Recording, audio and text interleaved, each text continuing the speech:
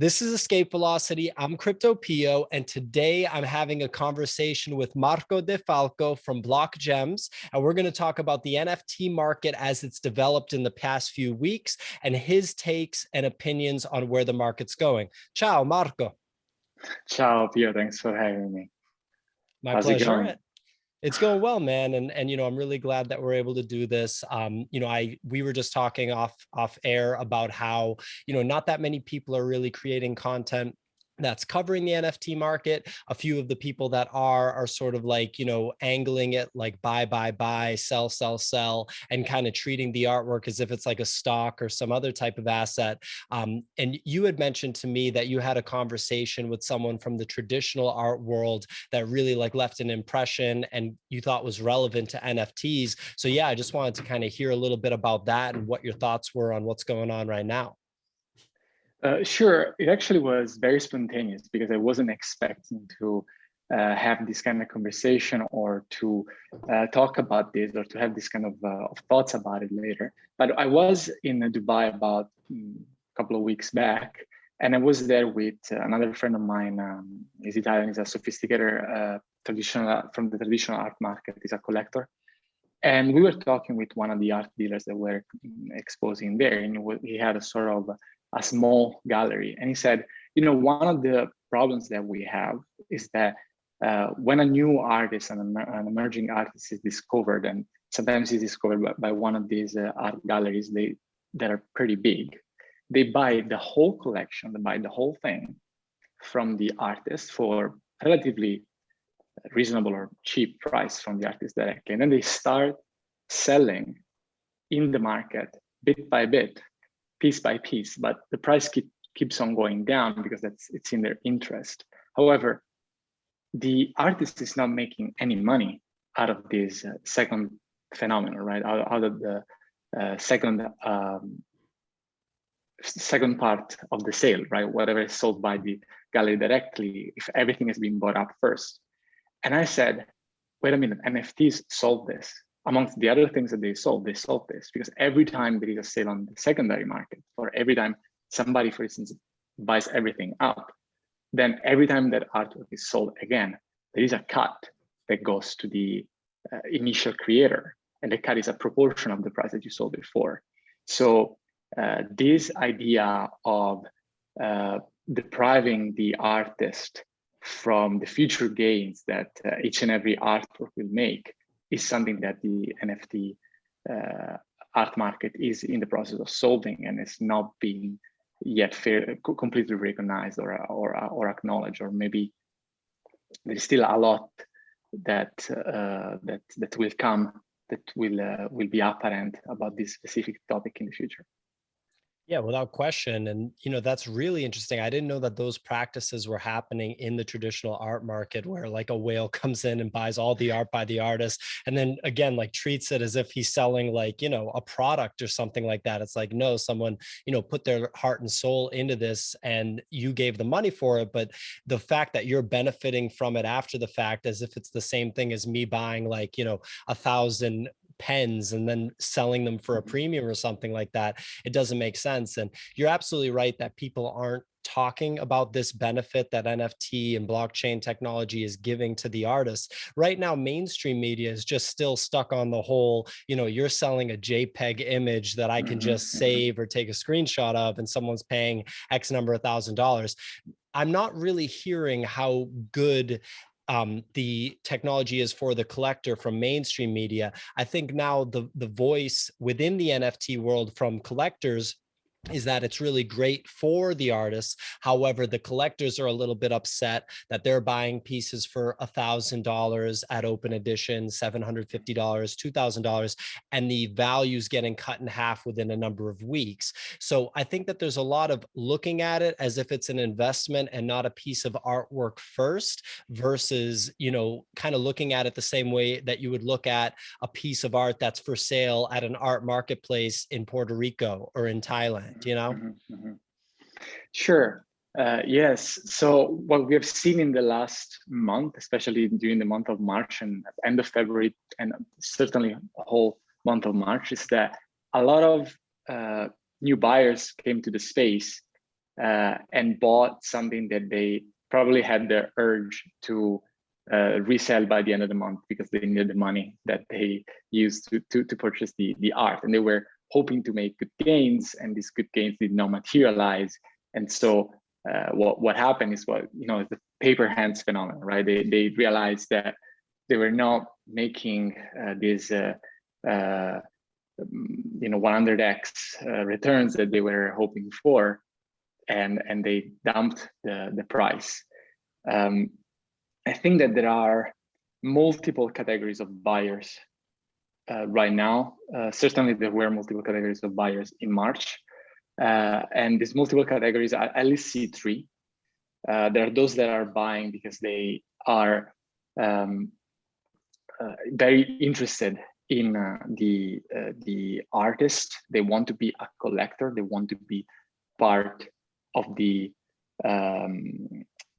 phenomenon. They want to show that they take pride in owning a piece from the specific artist, and that's one thing.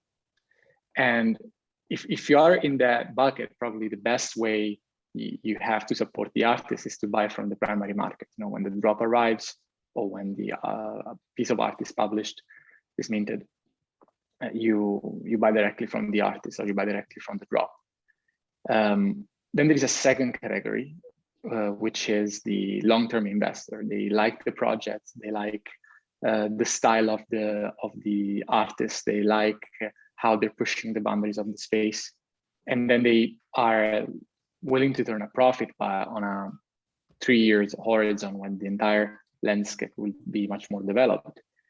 And the third category is the flippers, the people that want to simply turn a profit in a matter of days, max weeks, and we've seen a lot of that in the past month or so, and that's not really healthy for the development of the space, but it's a phase, right? Yeah, it's a phase. And, I think that this is what you get when you have a brand new market. You have a free market, right? Like where people are allowed to do anything. They can buy a piece for $1,000. And then the second the mint hits their account, they can sell it for $1,500. Or in what we usually see is like literally $1,200. Like people are essentially trying to make like a $50 profit. And I have theories on why they were doing that. But we're really seeing now like almost like a natural selection, like a Darwinism coming into play, where you just can't do that anymore. I covered the drops from a few nights ago, and the artist, I think it's like Dab Bois or Gab Boys, I'm not sure how to pronounce, but it was the two Ethereum mint pieces. It's like a mint in the shape of the Ethereum logo. One of them, 15 mints were made.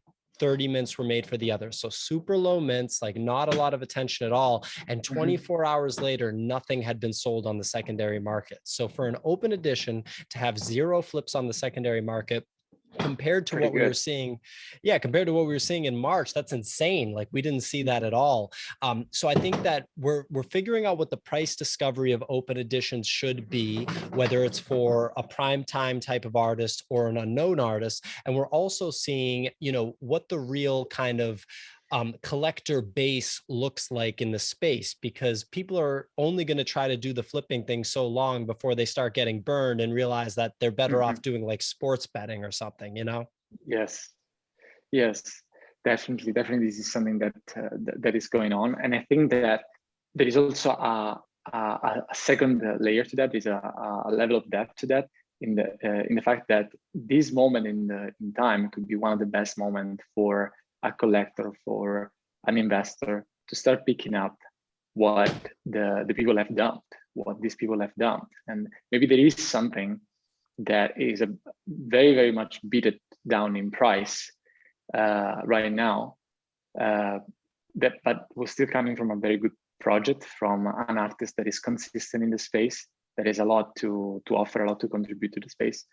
And it's massively underpriced because of the paper hands, right? And it could be a huge opportunity. It could be a huge opportunity for people that are coming in right now to basically start scavenging into the editions that were dumped. or also there's another way to look at this, which is something that you have highlighted already in a way. And the fact that so many people are unmotivated right now, or are in a bit in the desperation, they say, no, I'm not buying the NFTs anymore because I'm not making money. It means from a game theoretical perspective that for an open edition, there will be very, very few people buying, and this drives scarcity, which drives the value of the underlying, right? So this moment where everyone says, no, I'm not doing NFTs anymore if I want to make money, even in the long run or short run, because it's too risky or because I got burned. It means that there are few people that are sticking to the space and that are buying still. It means that those editions will be very, very limited in amount for the opens, for instance. And this, could be also a huge opportunity. Yeah, I could see, those low min open editions from this time period being the most valuable, because this is when everyone's scared. So the people that have the true conviction are able to buy the dip, so to speak. And yeah, I mean, I could see that happening. Speaking of NFTs that have kind of cratered but are still really good projects, if I look at my collection, I have Bitcoin Angel by Trevor Jones, which was routinely selling for between 3,000 and 4,000 US dollars in its heyday. It's cratered down to between 1,000 and $2,000. I've seen a number of sales at like $1,500. And for me, if I already have two of them, if I had the liquidity, I would definitely be scooping them up at that price point, because, I think a good project is a good project. I think that when there's a community of collectors around an artist or a piece that has, gone on record to say that they want to hold the piece, then you can really bet on it long term. Like for me with that piece, if I look at the people flipping it, those aren't the long-term collectors. And as people get more and more, I have to think that there will be more hodlers on a piece that has over 4,000 mints. So like this massive supply. So there's all these different factors. I can't think of anything in the legacy art world where it's like there's over 4,000 of a piece, right? So it's going to be interesting to just see how all that plays out. Exactly. Yeah, absolutely. And also it's going to be interesting to see how the boundaries of this space are going to be exploded by the very artists that populated it. For instance, we've seen artists such as Pak, such as Hakatao, and Beeple itself. We have seen how they have, or also Mad Dog Jones, they started to experiment with burning, with minting only under specific conditions, or making out of two tokens once. This happened, for instance, or creating or minting a token depending on specific the happening of specific events. This stuff is really never heard from the traditional art market. This is all new stuff, and typically all this innovation in the art space are what make an artist valuable. If you look back in the past, creating a new artistic technique is what made an artist memorable. It's what made an artist valuable. And we're seeing a lot of this stuff from a lot of these different artists, which in my opinion is something that makes them worth holding. Absolutely. And, I talked about this in a previous video about Pack, like the drop structure of Pack's, the fungible drop with Sotheby's. That drop structure is a work of art in itself. Like the amount of creativity that went into that, whoever has to follow that up, good luck. Like, I don't understand how Pack, whether that's one person or a group of people, was able to come up with that. And what you said about, the innovation is so true. If I look at Jackson Pollock, who's probably my favorite traditional artist, to derive that new technique of the drip painting. I was in the Museum of Fine Arts here in Boston today, and I got to see two Jackson Pollocks there, completely amazing. The reason I was there was to see the Jean-Michel Basquiat exhibit, and one piece in that is just a refrigerator that they use permanent markers all over. So it's like, at the end of the day, you have to keep in mind that the innovation is actually going to be what's remembered. And even though the legacy art market, doesn't scream innovation, the individual artists are the ones that'll kind of pave the way for that. And the drop structure of NFT technology allows them to do it.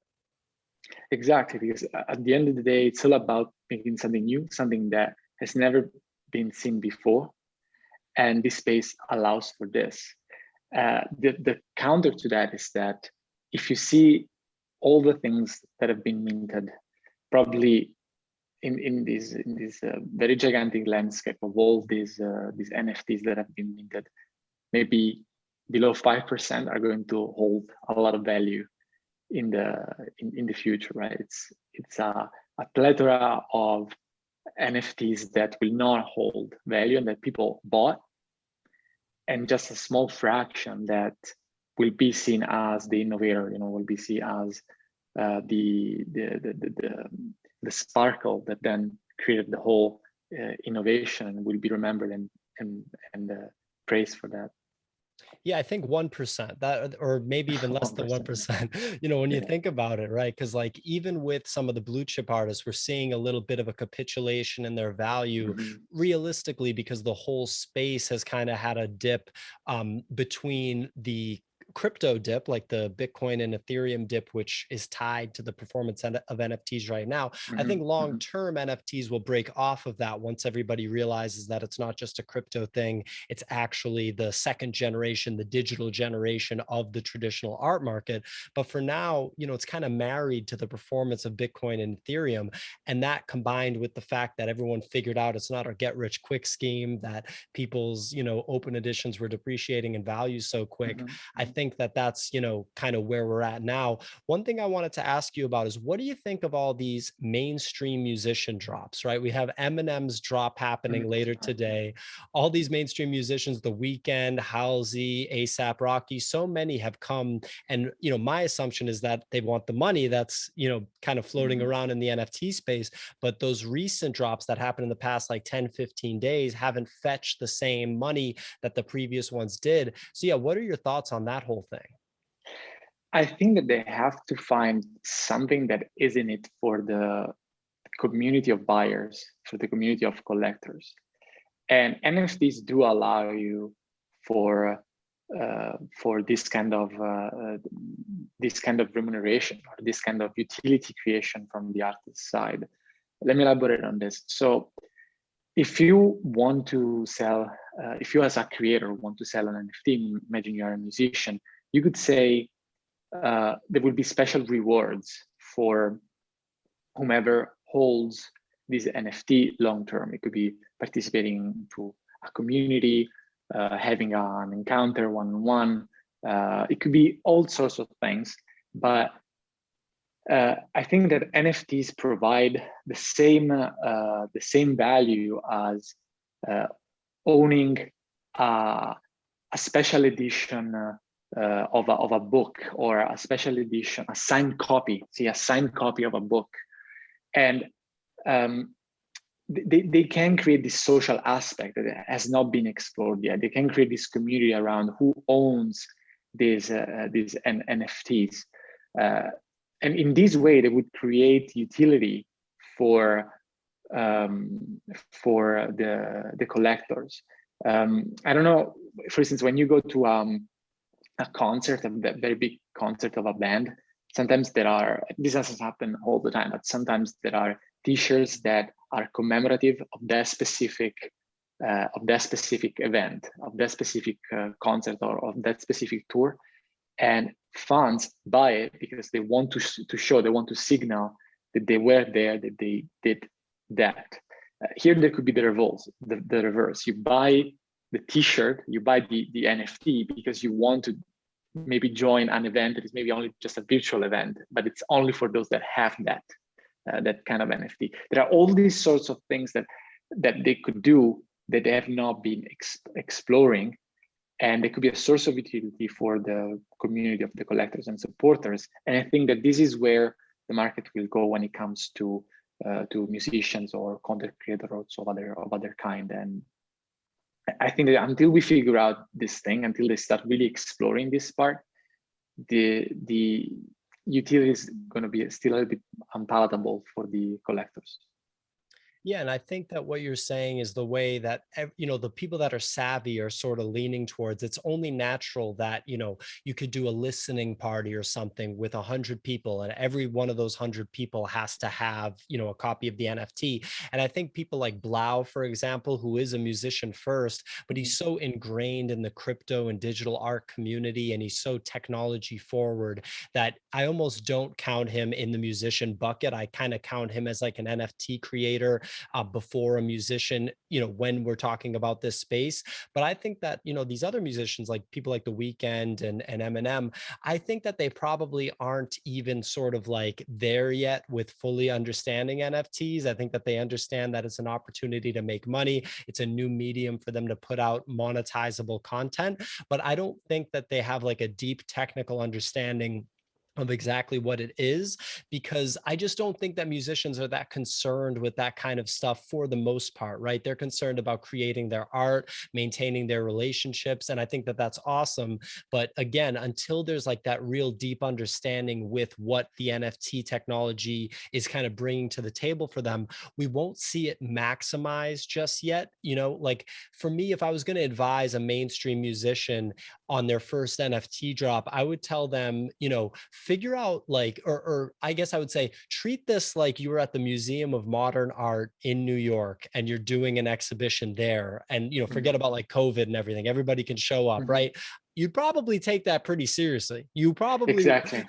you Yes. probably wouldn't just be like, I'm doing whatever. Like, no, if I'm going to show up to the MoMA and the who's who of like New York celebrities are going to come by because this is Eminem's MoMA exhibition or it's ASAP Rocky's MoMA exhibition, and there's a certain creative kind of bar that you have to hit, then I think that they would take it a lot more seriously. And then the second thing that I would tell them is I don't think that you should go for the cash grab, so to speak, on the first drop, unless you're literally just looking to kind of get in and get out, which in which case I would just say don't even do it.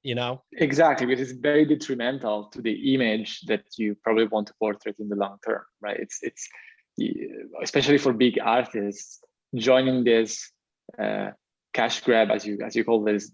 It would look like collecting pennies in front of a steamrollers, because if people figure out that you were doing this just uh, to basically take money out of the community that is supporting you, it's really, really bad for your image, and it could fire back and damage you more in economical terms in the long run. So this could be a huge opportunity, but as you said, as of now, it's not being understood fully.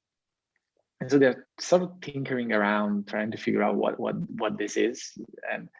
Um, and but I think they soon enough they will realize this, as they some of them at least realize that there is a space, there is an opportunity to create these virtual concepts, right?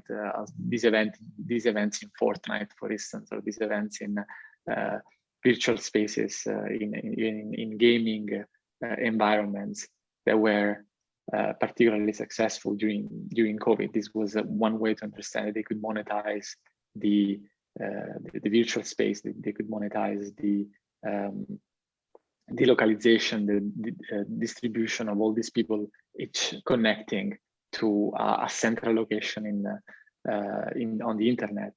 That this was an opportunity for them. I think that they will find a way also to understand how to monetize ethically this opportunity.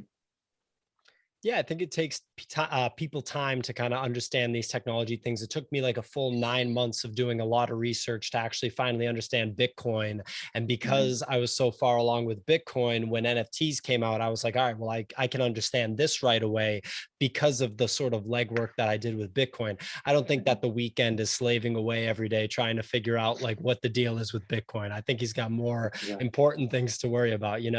All right. And so one last thing I want to ask you about, Marco, is, we have a big drop coming up later this month or in about a week. Beeple's first open edition or just first drop period since the big auction, the $69 Mhm. million Christie sale. You know, just tell me about like, what do you think's going to happen? I don't know. Like, I just want to know like what your opinion is. Do you think it's going to be electric? Do you think it's going to be a letdown? Like, what could you see happening with this? But this my guess is as good as yours. But I or as anybody's, because it is so. I mean, would you have ever thought that straight out of the blue, this guy would become the third most paid living artist in the world, straight out of nowhere? Yeah. 70 million, boom, like, and that's that now. And so this is the second. It's as if it was the, I don't want to say the second album of an artist that made a fantastic first album, but it goes a little bit more in that direction. Everyone knows that whatever is going to be is not going to be something in the middle. It's either going to be something extremely special that everyone wants, or that maybe nobody cares about. But I really am more lenient toward the first one. Would you? I would want to own something from people. It's something that I'm considering. It's something that I'm considering. As I said to you off air, I never recommend something that I wouldn't do, or at least I wouldn't consider in the first place. I never say do this or do that, or buy this or buy that. But in the long term, I would say, would I want to own a piece by people?